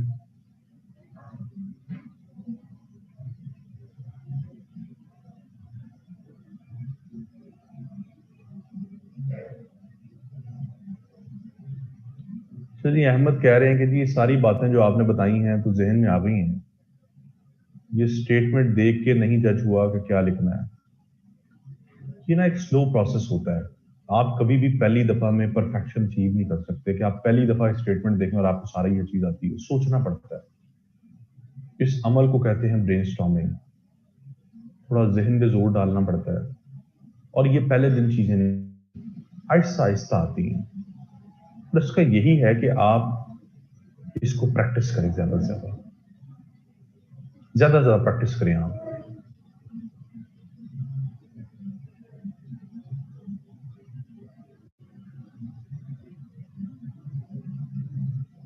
शहरियार, मैं ये बात कर रहा हूं कि ग्लोबलाइजेशन को आप करतारपुर बॉर्डर के थ्रू, ग्लोबलाइजेशन का मतलब क्या? Exchange of people.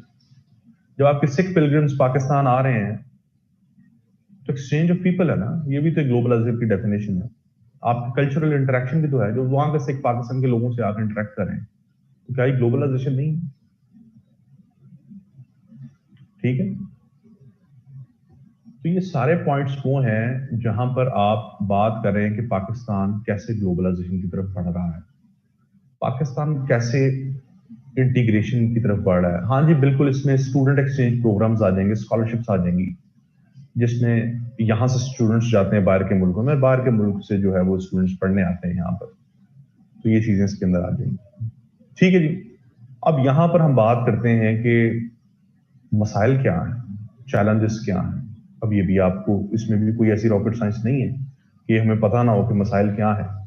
मसाइल ये है, जरा यार कैमरा नीचे कर दें थोड़ा, कैमरा ना नीचे, वो एप्लीकेशन ही एप्लीकेशन खोलिएगा दूसरी वाली।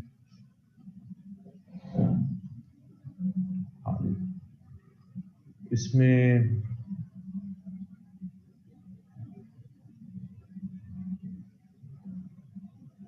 वीडियो पे जाएं जरा, ऑप्शन जो है, चलें ठीक है रहने दें आप, बस ठीक है आ रही, इसको मिनिमाइज कर दें। अच्छा जी, यहाँ पे आप चैलेंजेस किस किस्म के, सबसे बड़ा चैलेंज पाकिस्तान को जो ग्लोबलाइजेशन के रास्ते में है, पाकिस्तान ग्लोबलाइज सही तरीके से नहीं हो पा रहा, वो है टेररिज्म।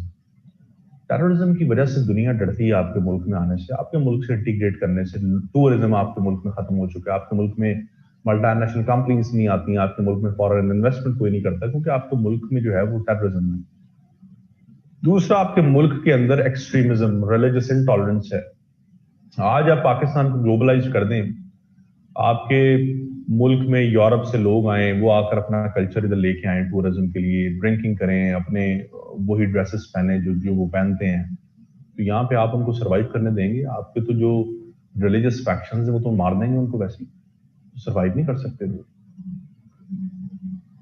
तो आप में कल्चरल असिमिलेशन का एलिमेंट नहीं है, हम फिर को असिमिलेट नहीं कर सकते। हमने दूसरे कल्चर को क्या असिमिलेट करना है? हम तो एक दूसरे को काफिर काफिर कह रहे हैं। तो ये बहुत बड़ी हर्डल है, रिलीजियस इंटॉलरेंस बहुत बड़ी हर्डल है। कभी भी ऐसी सोसाइटीज तरक्की नहीं करती जहां पर फंडामेंटलिस्ट आइडियोलॉजीज परस्यू की जाती हैं। तीसरा, पाकिस्तान के अंदर मसला है आपके मुल्क के अंदर फ्रेजाइल इकोनॉमी, वीक इकोनॉमी। जब तक आपकी इकोनॉमी ठीक नहीं है, आपके मुल्क में इन्वेस्टमेंट कैसे आएगी? आपकी इकोनॉमी ठीक नहीं है, आप एक्सपोर्ट्स नहीं कर रहे, आप एक चीज बेच नहीं रहे, खरीद नहीं रहे, तो असल तो ग्लोबलाइजेशन का कॉन्सेप्ट ही शुरू हुआ था इकोनॉमिक डायमेंशन से, कि फ्री ट्रेड होनी चाहिए विदाउट एनी टैरिफ्स। लेकिन जब आपके पास कोई चीज ही नहीं है बेचने की, तो फ्री ट्रेड कहां से आप करेंगे? वीक इकोनॉमी,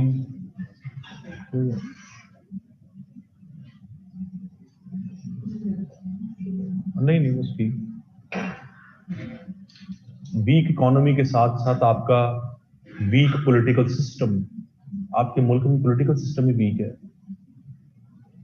चैलेंजेस जी मैंने आपको बताया, पहला चैलेंज है आपके मुल्क के अंदर टेररिज्म, दूसरा है एक्सट्रीमिज्म एंड रिलीजियस इंटॉलरेंस, तीसरा चैलेंज है जी वीक इकोनॉमी, चौथा चैलेंज है वीक पॉलिटिकल। ये तो अब आपकी जाके कोई 8-10 साल हुए, कोई डेमोक्रेसी थोड़ी बेहतर हुई है, अदरवाइज आपके तो आए दिन मार्शल लॉ लगा होता था। एक गवर्नमेंट घर जा रही है, एक आ रही है, फिर चले जा रही है, फिर आ रही है। आपके मुल्क का तो पॉलिटिकल सिस्टम ही जो है वो स्टेबल नहीं था। और जब तक आपका पॉलिटिकल सिस्टम स्टेबल नहीं है, आप उस लेवल पर जाकर आप उतनी देर अपने इंटरनेशनल रिलेशन सही तरह से डेवलप नहीं कर पाते जब तक आप अंदरूनी सतह पर ठीक नहीं। एक इंसान है, वो बीमार है, उसको बुखार है, उसका सर दर्द कर रहा है, उसका दिल करेगा किसी से बात करने को? नहीं करेगा। अंदरूनी तौर पर वो कमजोर है, अंदरूनी तौर पर वो ठीक फील नहीं कर रहा है, इसलिए वो कैसे दूसरे से, उसका कैसे दिल करेगा कहीं घूमने फिरने को, किसी से बात करने को? इसी तरह से आपके डोमेस्टिक अफेयर्स है। अगर आपके डोमेस्टिक डायनामिक्स, आपकी इंटरनल डायनामिक्स स्टेबल नहीं है, तो आप एक्सटर्नल आप अपने आप को क्या रिप्रेजेंट करेंगे? और यही चीज लीड कर दी है आपके फॉरेन पॉलिसी फेलियर पे। अगला पॉइंट आपका फ्रेजाइल फॉरेन पॉलिसी है, वीक फॉरेन पॉलिसी है, जिसमें आप लॉबिंग नहीं कर सके इंटरनेशनल लेवल के ऊपर, मुल्कों के साथ ताल्लुकात नहीं बना सके, क्योंकि आप वॉर एंड टेरर लड़े थे, आइसोलेट हुए थे। एक बड़ी एनार्किक हिस्ट्री से आप गुजर के आए, जहां पर कभी किसी के साथ, कभी किसी के साथ, कभी किसी के साथ रिलेशन बन रहे हैं, कभी किसी वॉर का हिस्सा बन रहे हैं, कभी किसी वॉर का हिस्सा बन रहे हैं। आज तक तो आप स्टेबल ही 10-15 साल आप स्टेबल नहीं हो सकते। पूरी हिस्ट्री उठाकर देखें पाकिस्तान के, कोई आपको कंसेक्टिव 5 से 10 साल नजर नहीं आएंगे जहां पाकिस्तान स्टेबिलिटी के साथ जो है वो अपने मामला चला रहा हो। 10 साल पाकिस्तान में ऐसे नहीं है 70 साल हिस्ट्री में। जहां पे आप कहेंगे हाँ ये 10 साल बहुत है, ये 10 साल बिल्कुल स्टेबल थे, पाकिस्तान में कोई इश्यूज, तो आप फॉरेन पॉलिसी लेवल पे भी फेल है। तो ये कुछ चैलेंजेस हैं जो आपको सही इन ट्रू एसेंस एक ग्लोबलाइज्ड स्टेट नहीं बनने देते।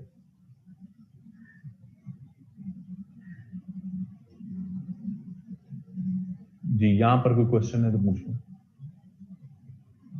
ये जी पता नहीं को पूछ रहे हैं कि ये तो 10 से भी ज्यादा पॉइंट्स हो गए हैं फर्स्ट हेडिंग में, ये 10 से ज्यादा नहीं, आपने 5-6 पॉइंट्स लिखने हैं, तो मैंने वैसे आपको 10-12 पॉइंट्स बता दिए, इनमें से कोई 5-6 लिखने हैं आप पॉइंट्स।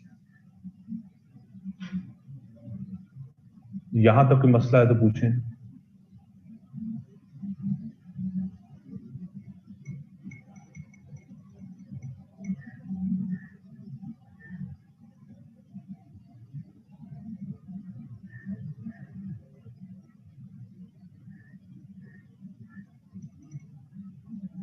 जी मैं हॉट टॉपिक्स बता देता हूं, आप पहले मेरे सवाल का जवाब दे दें, आपको समझ आ रही है, अभी हम हॉट टॉपिक्स पे बात कर लेते हैं।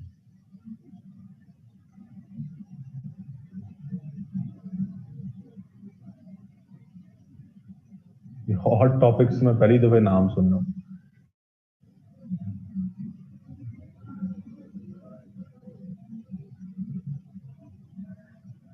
अच्छा जी, इसके बाद बात करते हैं पाकिस्तान के, हम इन चैलेंजेस को कैसे कोप अप कर सकते हैं, क्या सॉल्यूशंस हैं। सॉल्यूशंस यही हैं कि सबसे पहले तो स्ट्रक्चरल इकोनॉमिक रिफॉर्म्स लेके आए अपने मुल्क में, अपनी इकोनॉमी को बेहतर करें। आप अपने सबसे पहले अपनी जो डिपेंडेंस है दूसरे मुल्कों के ऊपर इंटरनेशनल गवर्नमेंटल ऑर्गेनाइजेशन से, वो खत्म करें। जब तक आप इकोनॉमिकली स्टेबल नहीं है आप कुछ भी नहीं कर सकते।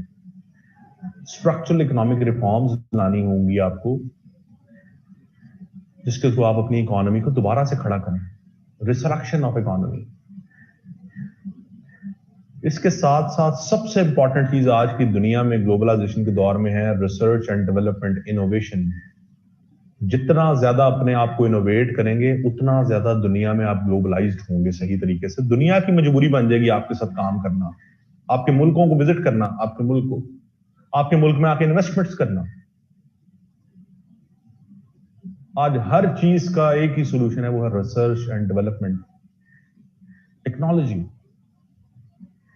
पहला मैंने आपको बताया कि अपनी इकोनॉमी को रीस्ट्रक्चर करें, अपनी इकोनॉमी में स्ट्रक्चरल इकोनॉमिक रिफॉर्म्स लेके आए। अगला टॉपिक मैंने इकोनॉमी को पढ़ाना है, उस पर बात करेंगे डिटेल में। दूसरा मैंने बताया इनोवेशन, रिसर्च एंड डेवलपमेंट, इसको प्रमोट करें अपने मुल्क में।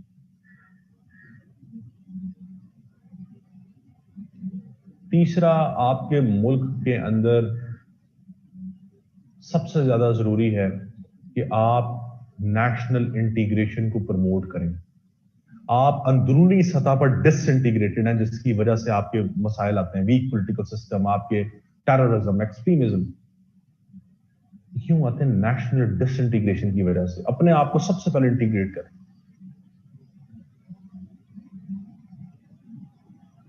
जो चैलेंजेस हैं उसी तरतीब में, बेहतर तो यही है कि उसी तरतीब में आप सोल्यूशन दें तो ज्यादा बेहतर हो।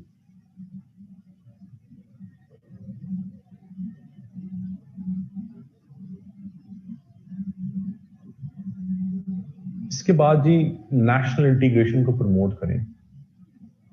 उसके बाद आप बात करेंगे कि आपकी जो है वो सिक्योरिटी अपरेटस बहुत स्ट्रांग होना चाहिए टेररिज्म को कोप अप करने के लिए। जल्दी से जल्दी टेररिज्म को जड़ से उखाड़े।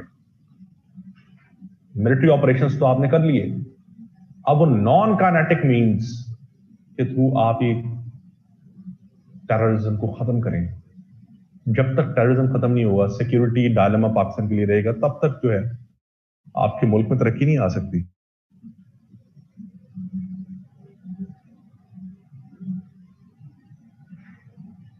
इसके बाद बात करेंगे आप इसमें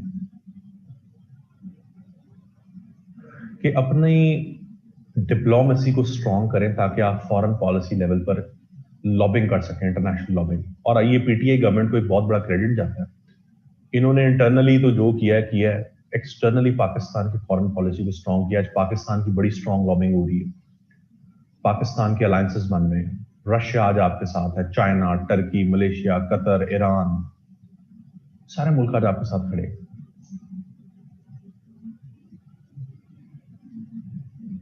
पाकिस्तान की इमेज बिल्डिंग करें दुनिया में, आपको दुनिया में टेररिस्ट स्टेट के नाम पे जाना जाता है। पर्सनल आपको मैं बता रहा हूं, पर्सनली बता रहा हूं, मैंने ये चीजें एक्सपीरियंस की है बाहर। आप किसी को बताएं पाकिस्तानी है, आपको अच्छा नहीं समझा जाता।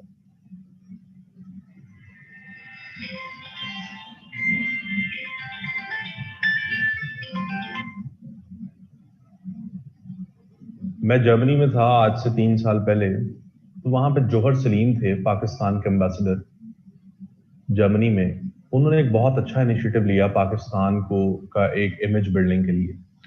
बर्लिन में जितनी पब्लिक ट्रांसपोर्ट चलती है, बसेस चलती हैं, उन्होंने बसेस के बाहर एक प्रोजेक्टर टाइप एलईडी लगवाई, डिजिटल कहते हैं।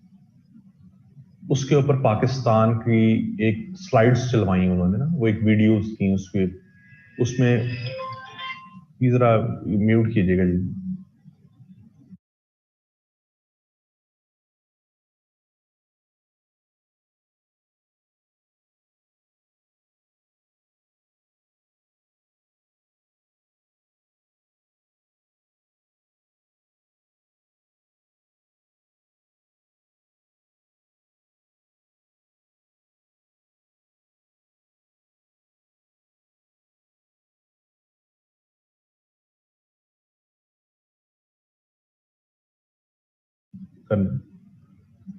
तो उन्होंने क्या किया, उस डिजिटल प्रोजेक्टर्स के ऊपर पाकिस्तान की टूरिज्म दिखाया जा रहा है, पाकिस्तान की कल्चरल डाइवर्सिटी दिखाई जा रही है, पाकिस्तान की नॉर्दर्न एरियाज दिखाए जा रहे हैं। उससे लोगों के अंदर पाकिस्तान के बारे में इमेज बहुत चेंज हो गया पाकिस्तान का।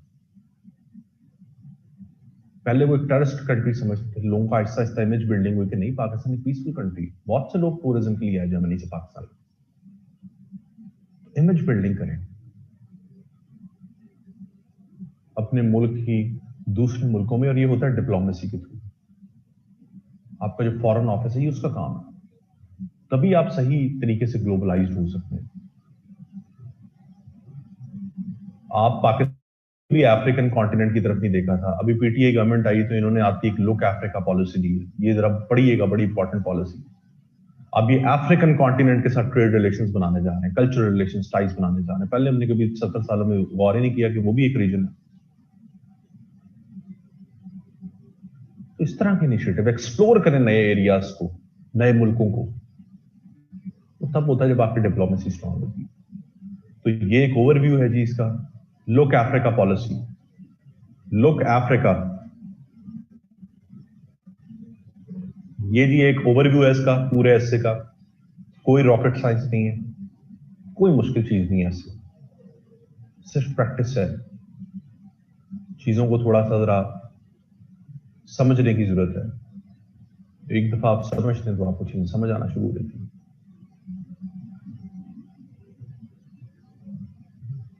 जी अब आपके जो सवालात हैं, हमारे पास 15 मिनट हैं अभी, आप सवाल मुझसे पूछ सकते हैं। किसी किस्म की कोई कंफ्यूजन, कोई क्वेश्चंस वगैरह हैं तो पूछें जी।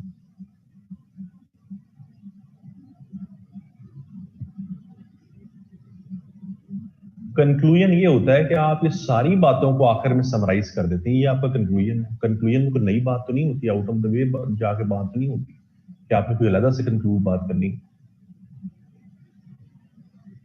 यही सारी बातों को आप एट द एंड से आप अपना थीसिस स्टेटमेंट देते हैं और आप जनरली इसको कंक्लूड कर देते हैं। उसमें कोई ऐसा नई बात तो नहीं होती उसमें कंक्लूड करने में। असाइनमेंट आपकी है कि आपने आउटलाइन बनानी है एक टॉपिक के ऊपर। टॉपिक जरा लिख लें, ग्लोबलाइजेशन लिखें जरा topic. Globalisation has created more problems than solutions. Globalization has created more problems than solutions. फिर रिपीट कर दूं, globalization has created more problems than solutions.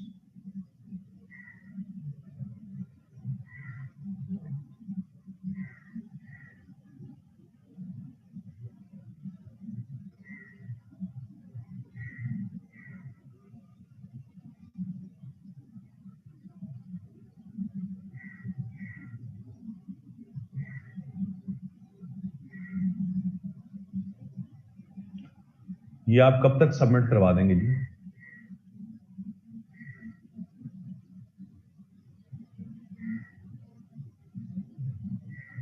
चलें सबमिट करवा दें आज।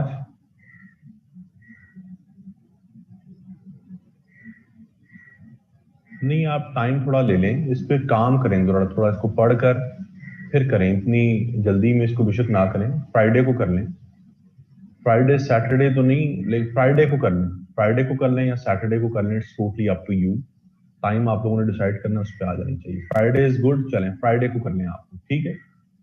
फ्राइडे को कर लें, फ्राइडे 9 PM, ठीक है जी? 9 PM, शाम रात को 9 बजे। चलें सैटरडे को कर लें जी, सैटरडे को कुछ लोग कह रहे हैं सैटरडे को रात 9 बजे कर लें। सैटरडे 9 PM को आपकी असाइनमेंट सबमिट हो जानी चाहिए, जिसमें आपने आउटलाइन बनानी है उस टॉपिक के ऊपर।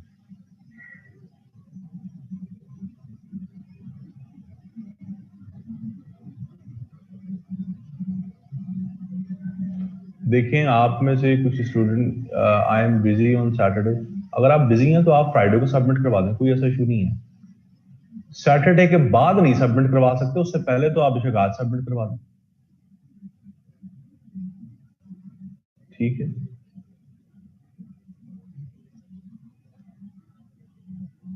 Can you please take me on audio, I have a question जी। इनको ऑडियो पे लें जी, जहां से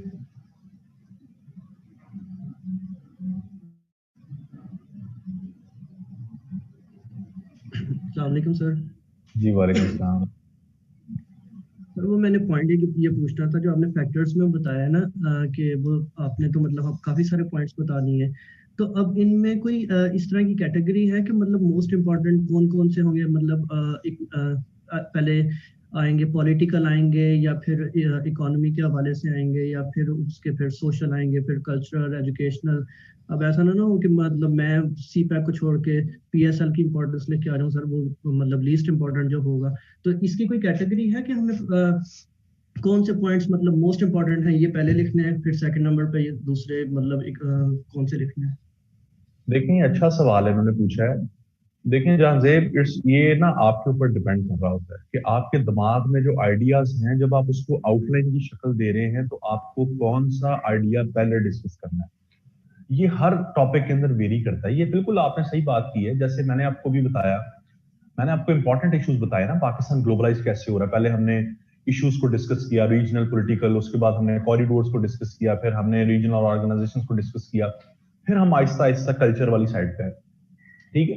तो इसी तरह से आपको हर टॉपिक में पहले ब्रेनस्टॉर्मिंग करके ये देखना है, सोचना है कि इसमें कौन सा इंपॉर्टेंट टॉपिक, इसका क्राइटेरिया स्टैंडर्ड नहीं है।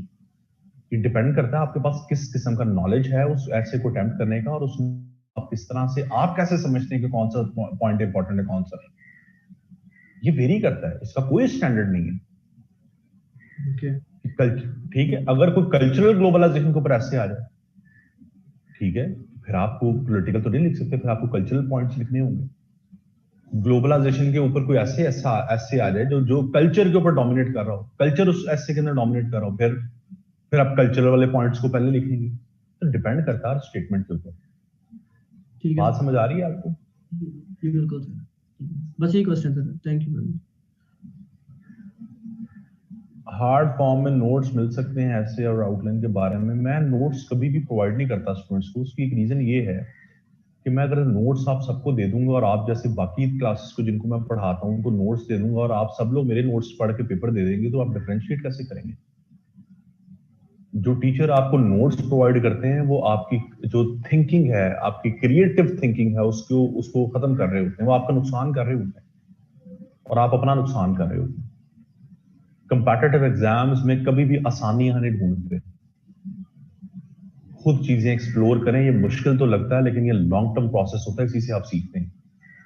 मैंने कभी किसी को नोट्स नहीं दिए, ठीक है? खुद पढ़ें।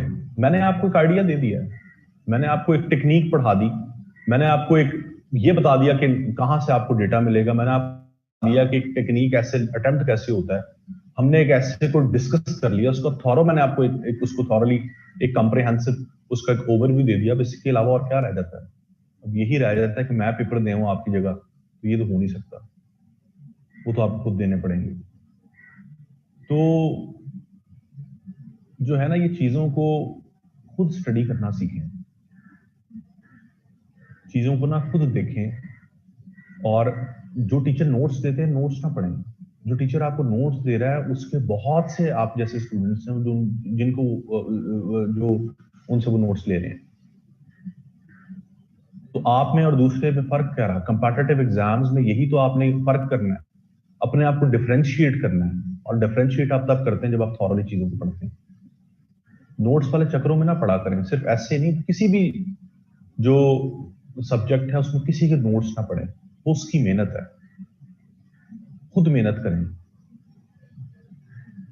ये मेहनत करना ना मुश्किल लगता है, हम पाकिस्तानी अवाम, हमें मेहनत करने की जरूरत जो है ना वो आदत नहीं होती शुरू से। हम एज अ सोसाइटी जो है ना वो जो है वो मेहनत नहीं करते, आदत नहीं ना होती। तो इसलिए ये चीजें खुद मेहनत किया करें, किसी के नोट से ना पढ़ें। थीसिस स्टेटमेंट वाला पार्ट मैं कौन सा रिपीट करूं? थीसिस स्टेटमेंट तो मैंने पूरा कॉन्सेप्ट आपको समझाया था।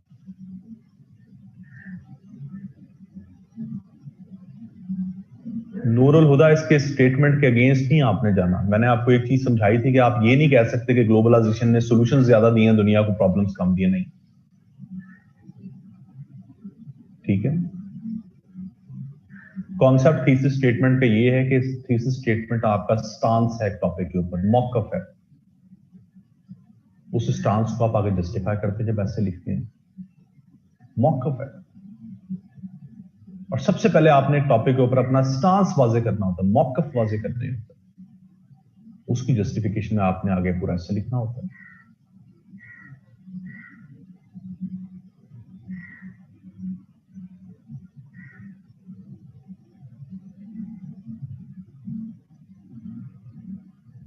Can you please spare a few minutes at the end of the last lecture of essay? Want to get few pointers from you regarding। जी मुझे याद करवा दीजिएगा, हम इस पे बात कर लेंगे जी। कंपलसरी सब्जेक्ट्स को कैसे प्रिपेयर करना चाहिए, सेल्फ स्टडी कैसे करनी चाहिए, इस पे बात कर लेंगे हम आपकी एसए की क्लास के अंदर। मेरे अब मेरा ख्याल 4 लेक्चर्स आप लोगों के साथ हो गए, 2 रह गए हैं, तो कल लास्ट हमारा लेक्चर में आप मुझे याद करवा दीजिए, हम इसको डिस्कस कर लेंगे।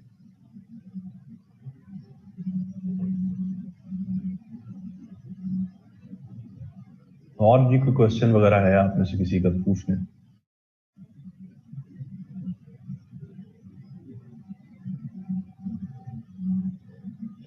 टॉपिक्स की इजाफा के एक्सपेक्टेड कोरोना पे जरूर आएगा, लेकिन कोरोना पे ना करें आप। हर कोई कोरोना पे तैयार करके जाएगा, हर कोई तैयार करके जाएगा, और 90% लोग कोरोना पे लिख रहे होंगे, तो कोरोना पे आप आएगा जरूर, लेकिन कोशिश करें कि उसको अवॉइड करें।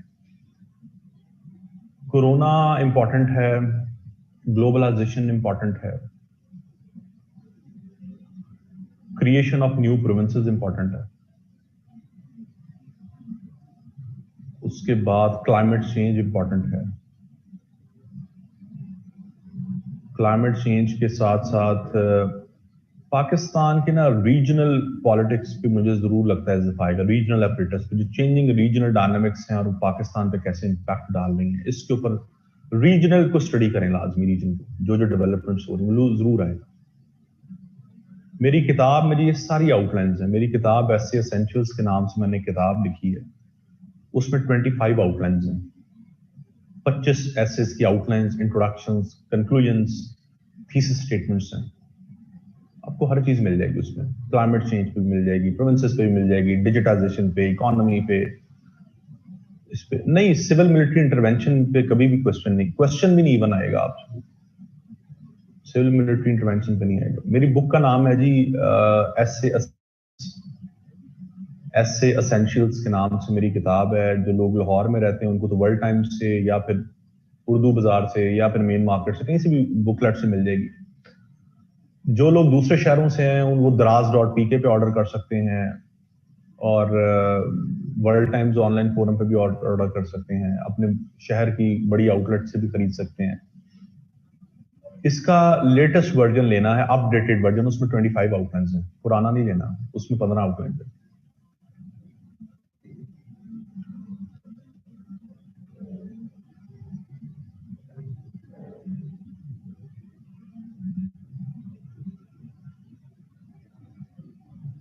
मिलिट्री की इंटरवेंशन क्यों ऐड की जाती है?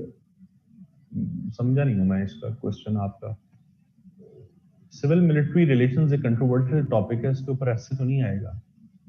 आपसे इम्तिहान में ये तो नहीं पूछा जाएगा जी मिलिट्री पाकिस्तान में डोमिनेट करती है, हम कैसे मिलिट्री का रोल खत्म कर सकते हैं, ये कैसे हो सकता है? वो एग्जामिनर भी उठाया जाएगा, मिसिंग पर्सन, इस तरह के टॉपिक नहीं आते।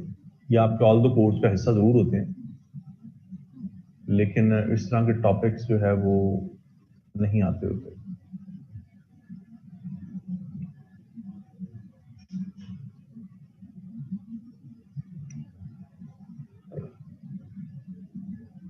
दो चार मिनट हैं जी, कोई क्वेश्चन वगैरह है तो आप पूछ लें।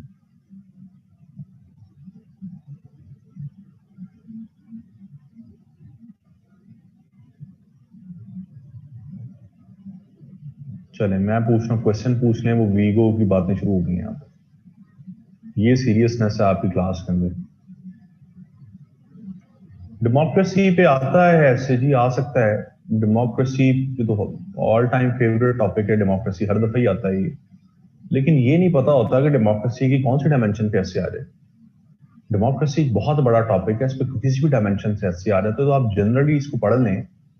हमारी दफा ये ऐसे 2019 में आ गया था कि democracy and illiteracy can not go hand in hand, इस तरह का टॉपिक था। अर्बनाइजेशन पर बिल्कुल आ सकता है जी, बड़ा इंपॉर्टेंट टॉपिक है। अर्बनाइजेशन बहुत इंपॉर्टेंट टॉपिक है, अनप्लान्ड अर्बनाइजेशन, मुझे लगता है कि इस दफा इस पे आएगा टॉपिक। वाटर क्राइसिस आ सकता है जी, पानी के मसले के ऊपर ऐसे आ सकता है। इंपॉर्टेंट है, पानी का मसला बहुत इंपॉर्टेंट है।